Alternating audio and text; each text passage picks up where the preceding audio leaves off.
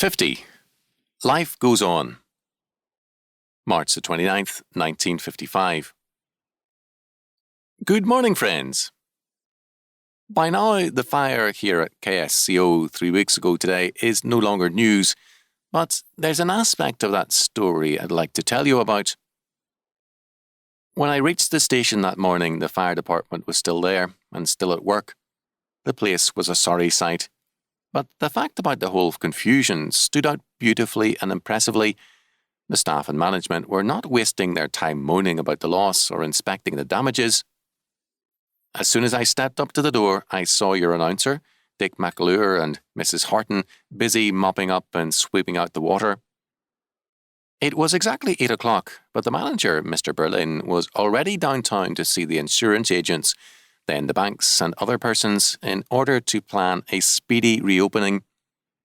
And although the firemen were still at work, a window cleaner's panel truck drove up to begin washing the smoke-stained windows. There was something very commendable about the whole operation. No time was spent in crying over spilt milk or even looking it over. The one central concern was this: let's try to get back in the air in 36 hours. Of course, you can say that it was merely good business to face the reality of the fire in terms of constructive action. You can say that any good businessman would try to do the same, although perhaps not quite so fast. Well, now, since you feel that way, why not take a dose of your own medicine and apply it to your own personal problems? Scripture declares, "Whatsoever thy hand findeth to do, do it with thy might." Ecclesiastes 9:10. In other words, we are asked to live one day at a time, not fretting about the griefs of the past or dreaming idly about the future, but tackling the job and responsibility that is at hand. Good Christian faith lives in an eternally responsible and accountable present. It leaves the dead past to bury itself, and it does not trouble itself over a non-existent future. Our Lord said, "Which of you by taking thought can add 1 cubit unto his stature? And why take ye thought for raiment? Consider the lilies of the field, how they grow, they toil not, neither do they spin.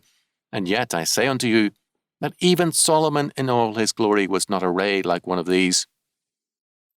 Wherefore, if God so clothe the grass of the field, which today is and tomorrow is cast into the oven, shall he not much more clothe you, O ye of little faith?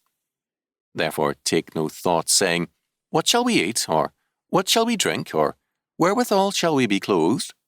For after all these things do the Gentiles seek. For your heavenly Father knoweth that ye have need of all these things, but seek ye first the kingdom of God and his righteousness, and all these things shall be added unto you. Take therefore no thought for the morrow shall take thought for the things of itself. Sufficient unto the day is the evil thereof. Matthew 6:27-34. Now, some people will say that it's one thing to face a fire and start working for the future, and another to deal with personal problems.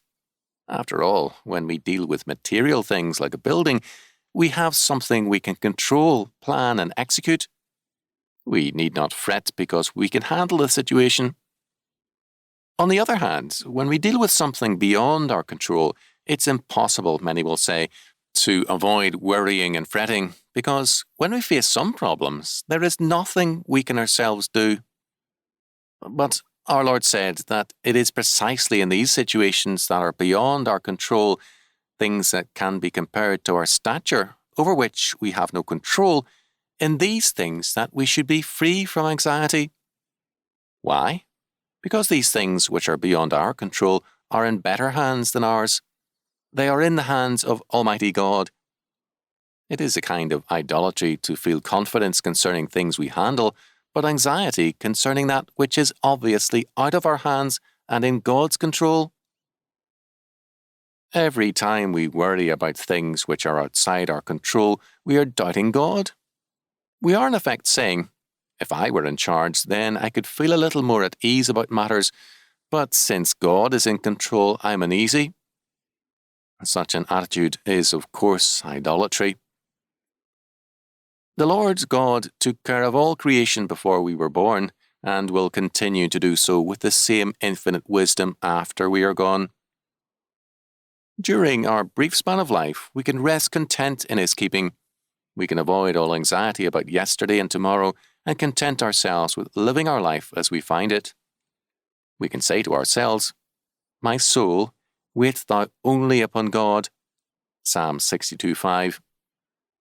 Such a faith does not free us from the battle of life, but it does give us victory in it. Too much of our grief stems from the fact that things are outside our control. As we grow in faith, our strength and peace comes from the realization that things are, happily, not in our hands, but the Lord's. And so we gladly leave them there and turn in faith to assume the daily task He gives us, mindful of His word. "Whatsoever thy hand findeth to do, do it with thy might." The author.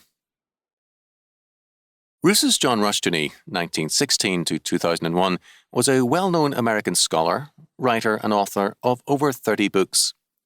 He held BA and MA degrees from the University of California and received his theological training at the Pacific School of Religion.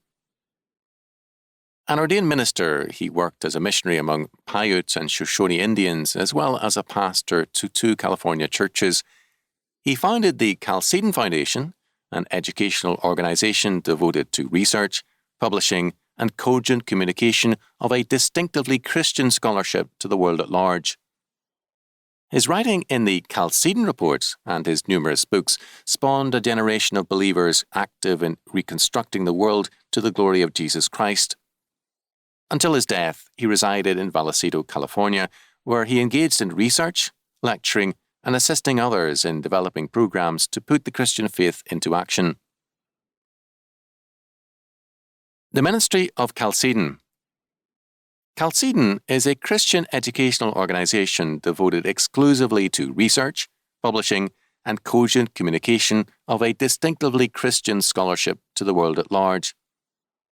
It makes available a variety of services and programs, all geared to the needs of interested ministers, scholars, and laymen who understand the propositions that Jesus Christ speaks to the mind as well as the heart, and that His claims extend beyond the narrow confines of the various institutional churches.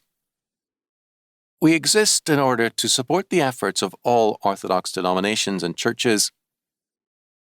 Chalcedon derives its name from the great ecclesiastical Council of Chalcedon, AD 451, which produced the crucial Christological definition. Therefore, following the Holy Fathers, we all with one accord teach men to acknowledge one and the same Son, our Lord Jesus Christ, at once complete in Godhead and complete in manhood, truly God and truly man.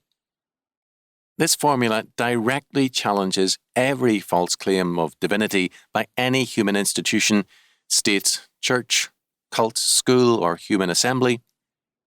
Christ alone is both God and man, the unique link between heaven and earth. All human power is therefore derivative. Christ alone can announce that. "All power is given unto me in heaven and in earth." Matthew 28:18. Historically, the Chalcedonian Creed is therefore the foundation of Western liberty, for it sets limits on all authoritarian human institutions by acknowledging the validity of the claims of the one who is the source of true human freedom. Galatians 5:1. The Chalcedon Foundation publishes books under its own name and that of Ross House Books. It produces 2 bi-monthly newsletters, Arise and Build and the Chalcedon Report. All gifts to Chalcedon are tax-deductible. For complimentary trial subscriptions or information on other book titles, please contact Chalcedon, Box 158, Vallecito, CA 95251, USA. Chalcedon.edu.